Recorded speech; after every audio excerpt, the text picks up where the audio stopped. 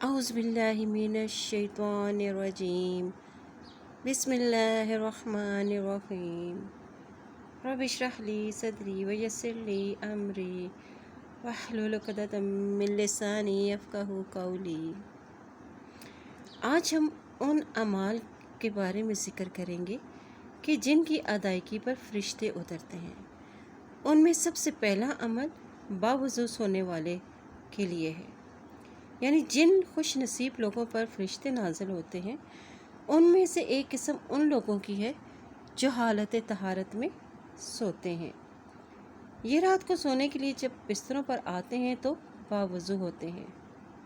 اللہ تعالیٰ ان کے وضو کے سبب ان کے لیے ایک فرشتہ مقرر فرما دیتا ہے جو ان کے ساتھ رات بسر کرتا ہے، اور وہ جب رات کو کروٹ بدلتے ہیں تو وہ مقرر کردہ فرشتے ان کے لیے دعائیں مغفرت کرتے رہتے ہیں۔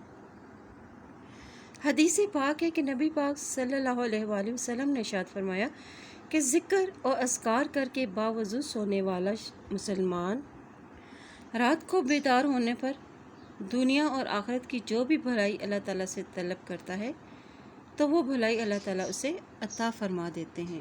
سبحان اللہ۔ اللہ تعالیٰ ہمیں اور آپ سب کو نیک عمل کرنے کی توفیق عطا فرمائے، آمین۔